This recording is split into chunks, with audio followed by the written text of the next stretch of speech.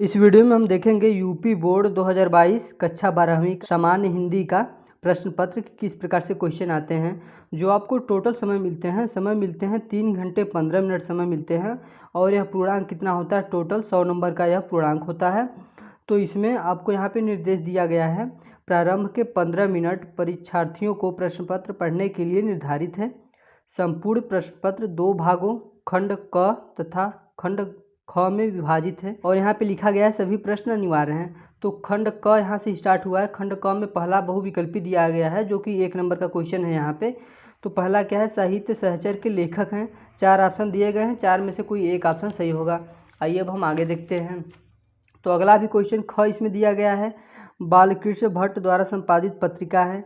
इसमें भी 4 ऑप्शन दिए गए हैं, यह भी 1 नंबर का क्वेश्चन है। और यहाँ पर भी आप देख सकते हैं कि यह वाला भी 1 नंबर का क्वेश्चन है और यह भी 1-1 नंबर के क्वेश्चन है, जो कि यह बहुविकल्पी क्वेश्चन है।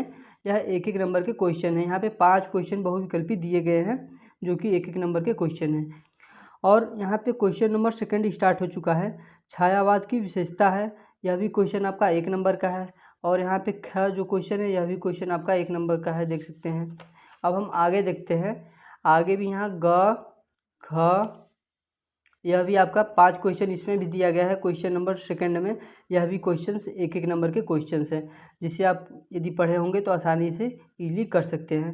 क्वेश्चन नंबर 3 क्या है, दिए गए गद्यांश पर आधारित निम्नलिखित प्रश्नों के उत्तर दीजिए। इसमें आपको क्या करना है, यहाँ पे गद्यांश दिया गया है और गद्यांश को पढ़ के यहाँ पे 5 क्वेश्चन दिए गए हैं जो कि एक क्वेश्चन 2-2 नंबर के हैं, यानी कि 10 नंबर। आप यदि इस क्वेश्चन नंबर 3 को सॉल्व कर ले जाते हैं तो आपको 10 नंबर आसानी से मिल जाएंगे। यहाँ पर आप देख सकते हैं कि 5 क्वेश्चन दिए गए हैं जो कि प्रत्येक क्वेश्चन 2-2 नंबर का है, यानी कि इस क्वेश्चन को आप कर ले जाते हैं तो 10 नंबर आपको इजीली मिल जाएंगे। तो यहाँ पे यह जो गद्यांश दिया गया है, इस गद्यांश को पढ़ के और यह जो 5 क्वेश्चन यहाँ पे दिए गए हैं, 5 क्वेश्चन को आपको आंसर देना है। तो आप इसको चाहे तो इजीली कर सकते हैं। यहाँ पर देख सकते हैं कि राष्ट्र की वृद्धि कैसे संभव है, यह भी आप पढ़ेंगे तो इसमें मिल जाएगा। संस्कृति जन का मस्तिष्क किस प्रकार है, इसको भी पढ़ेंगे तो इसी में मिल जाएगा। यानी आपको क्या करना है, इसी गद्यांश को पढ़ के यह जो 5 क्वेश्चन दिए गए हैं, 5 क्वेश्चन का आपको आंसर देना है। और यहाँ पे लास्ट जो 5वां क्वेश्चन है दिया गया है, दिए गए गद्यांश का शीर्षक एवं लेखक का नाम लिखिए। यानी कि यह जो गद्यांश लिया गया है किस चैप्टर से लिया गया है और इसके लेखक कौन है। यदि आपको यह गद्यांश नहीं आ रहा है तो आप अथवा करके दूसरा दिया गया है, आप उसको इजीली कर सकते हैं। यहाँ पे देख सकते हैं कि यह दूसरा वाला गद्यांश दिया गया है। यह भी 2-2 नंबर के क्वेश्चन हैं, 5 क्वेश्चन हैं जो कि 10 नंबर के हैं टोटल। तो आप यदि आपको वह पहला वाला नहीं आ रहा है तो आप चाहे तो इसको कर सकते हैं, इजीली करके 10 नंबर गेन कर सकते हैं। अब यहाँ पे जो क्वेश्चन नंबर चौथा है, क्वेश्चन नंबर चौथा में क्या दिया गया है, दिए गए पद्यांश पर आधारित निम्नलिखित प्रश्नों के उत्तर दीजिए। पिछले में आपने क्वेश्चन नंबर 3 में क्या दिया गया था, गद्यांश दिया गया था और यहाँ पे क्या दिया गया है, पद्यांश दिया गया है। और इसमें भी 5 क्वेश्चन दिए गए हैं जो कि 2-2 नंबर के हैं, यानी इसको भी आप कर ले जाते हैं तो 10 नंबर इजीली मिल जाता है। तो यहाँ पे पहला वाला पद्यांश दिया गया है आपको और इसमें 5 क्वेश्चन दिए गए हैं, क्योंकि इस पद्यांश को पढ़ के यहाँ पे जो 5 क्वेश्चन दिए गए हैं इनको आपको उत्तर देना है। यदि आपको यह वाला पद्यांश नहीं आ रहा है तो आप यहाँ पे अथवा करके दूसरा दिया गया है, आप इसको इजीली कर सकते हैं। 2 में से कोई न एक कोई आपको करना है जो कि 10 नंबर आपको इजीली प्राप्त हो जाएंगे। यह पद्यांश पढ़ के यहाँ पे 5 क्वेश्चन दिए गए हैं, इन्हीं को सॉल्व करना है। तो इस प्रकार से आप यदि कर ले जाते हैं तो आपको 10 नंबर इजीली मिल जाते हैं। आइए अब हम आगे देखते हैं। अगला यहाँ पर क्या दिया गया है, यहाँ पर दिया गया है क्वेश्चन नंबर 5वां में, निम्नलिखित में से किसी एक लेखक का साहित्यिक परिचय देते हुए उनकी प्रमुख रचनाओं का उल्लेख कीजिए। आपको क्या करना है, साहित्यिक परिचय लिखना है और उसके बाद उनके रचनाओं का उल्लेख करना है। अधिकतम शब्द सीमा यहाँ पे लिखा गया है 80 शब्द। साहित्यिक परिचय लिखेंगे 3 नंबर मिलेगा और रचना उनके लिखेंगे तो आपको 2 नंबर मिलेगा, यानी कि यह 5 नंबर का क्वेश्चन है। तो आप एक पेज में इजीली इसको कर सकते हैं। 3 लेखक का नाम दिया गया है, 3 लेखक में से किसी एक लेखक का यहाँ पे जीवन परिचय आपको लिखना है। तो चाहे आप डॉक्टर हजारी प्रसाद द्विवेदी का लिख दें या प्रोफेसर जी सुंदर रेड्डी का लिख दें या फिर वासुदेव शरण अग्रवाल का लिख दें, यानी 3 में से किसी एक को आपको लिखना है। और यहाँ पे जो ख दिया गया है, इसी में निम्नलिखित में से किसी एक कवि का साहित्यिक परिचय देते हुए उनकी प्रमुख कृतियों के नाम लिखिए। यह भी यदि आप साहित्यिक परिचय लिखते हैं तो 3 नंबर मिलता है, उनकी प्रमुख कृति लिखते हैं तो 2 नंबर, यानी कुल टोटल मिला के 5 नंबर। और 3 कवि के यहाँ पे नाम दिए गए हैं, तो आप 3 कवि में से किसी एक कवि का नाम लिख सकते हैं। जयशंकर प्रसाद, रामधारी सिंह दिनकर, सच्चिदानंद हीरानंद, वात्स्यायन अज्ञे, यानी 3 यहाँ पे कवि दिए गए हैं। 3 में से किसी एक का आप जीवन परिचय लिख सकते हैं और इजीली 5 नंबर आपको मिल जाएगा। और जो यहाँ पे क्वेश्चन नंबर छठा दिया गया है, क्वेश्चन नंबर छठा में ध्रुव यात्रा अथवा बहादुर कहानी का सारांश लिखना है। जो कि आपके बुक में कहानी दिया गया है, या तो ध्रुव यात्रा या तो बहादुर कहानी का सारांश आपको लिखना है। अधिकतम शब्द सीमा 80 शब्द दिया गया है, यह भी 5 नंबर का है। यदि आपको यह नहीं आ रहा है तो अथवा करके यहाँ पे दिया गया है, पंचलाइट अथवा ध्रुव यात्रा कहानी के नायक का चरित्र चित्रण कीजिए। यानी कि पंचलाइट या ध्रुव यात्रा में जो भी कहानी के नायक हैं उनके चरित्र के बारे में आप कुछ बताइए, यानी चित्रण कीजिए। क्वेश्चन नंबर 7वां आ गया, स्वपठित खंडकाव्य के आधार पर किसी एक खंड के एक प्रश्न का उत्तर दीजिए। अधिकतम शब्द सीमा यह भी 80 शब्द है, जो कि यह 5 नंबर का क्वेश्चन है। यह जो खंड काव्य होता है यह डिस्ट्रिक्ट वाइड बटा हुआ होता है। यदि आप सोनभद्र में हैं तो कुछ और लिखेंगे, यदि आप मिर्जेपुर डिस्ट्रिक्ट में हैं तो कुछ और लिखेंगे। यह डिस्ट्रिक्ट वाइज बटा हुआ होता है, तो आप जिस भी ज़िले में हैं उस ज़िले के अकॉर्डिंग आपको टीचर ने बताया होगा, वही आप याद किए होंगे, तो उसी को लिखना है इसमें। आइए अब हम आगे देखते हैं क्या दिया गया है। क्वेश्चन नंबर 8वां है, यहाँ से हमारा खंड ख स्टार्ट हो चुका है। क्या 8वां का क क्या दिया गया है, दिए गए संस्कृत गद्यांशों में से किसी एक का ससंदर्भ हिंदी में अनुवाद कीजिए।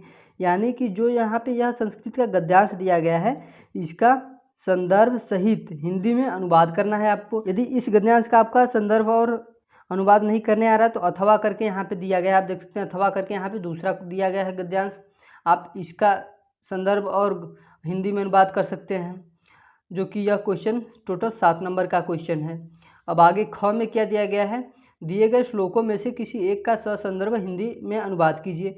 यानी कि यह 4 लाइन का जो एक श्लोक दिया गया है, इसका आपको क्या करना है, संदर्भ लिखना है और हिंदी में अनुवाद करना है। यह भी क्वेश्चन कितने नंबर का है, 7 नंबर का। यदि आपको यह नहीं आ रहा है तो अथवा करके यहाँ पे दिया गया है, इसका आप कर सकते हैं इजीली।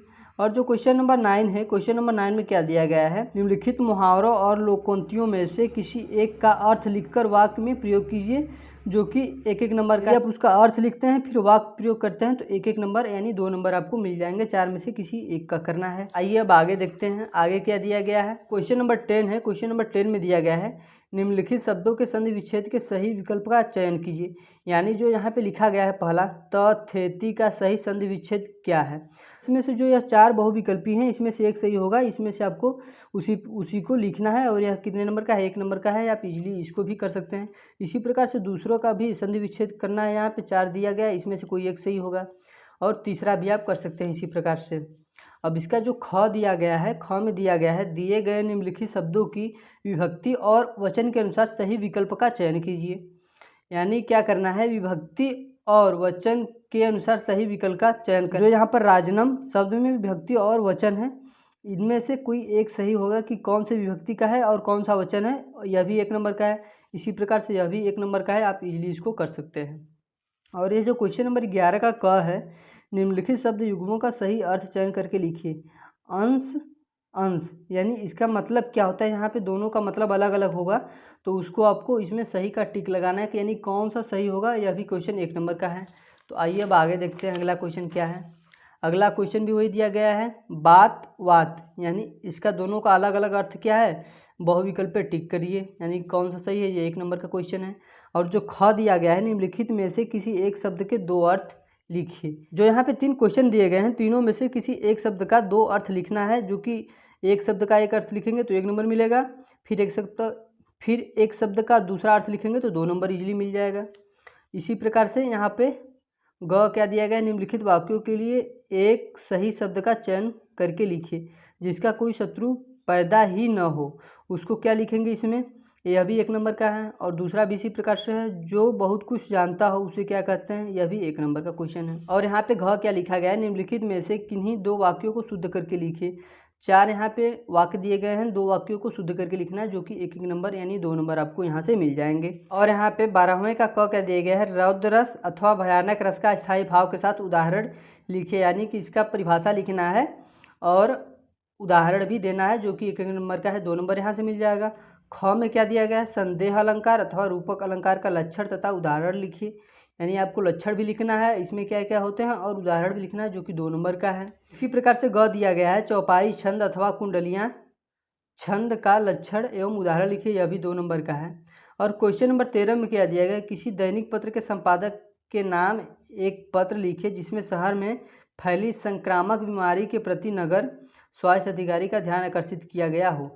यानी कि यह भी 6 नंबर का है। 2 + 4 नंबर का यानी 6 नंबर का आपको इजीली मिल जाएंगे। यदि आप इसको नहीं कर पाते तो अथवा करके यहाँ पर आगे आपको दिया गया है, यह भी आपका 6 नंबर का है। किसी बैंक के प्रबंधक को कोई व्यवसाय करने हेतु ऋण प्राप्ति के लिए एक आवेदन पत्र लिखिए। तो आप 2 में से किसी एक को कर सकते हैं। और यहाँ पे जो क्वेश्चन नंबर लास्ट यानी 14 दिया गया है, निम्नलिखित विषयों में से किसी एक पर अपनी भाषा शैली में निबंध लिखिए। यानी कि यहाँ पे 5 टॉपिक दिए गए हैं, 5 टॉपिक में से किसी एक टॉपिक को चूज करके आपको उस पर निबंध लिखना है। स्टूडेंट यदि इस क्वेश्चन पेपर का PDF चाहिए तो नीचे वीडियो डिस्क्रिप्शन में लिंक है, जहाँ से जाकर आप इसका PDF डाउनलोड कर सकते हैं। स्टूडेंट यदि आप चैनल पर नए हैं तो प्लीज़ चैनल को सब्सक्राइब कर दें, ताकि मेरे आने वाले सभी वीडियो को नोटिफिकेशन आप तक पहुँचे।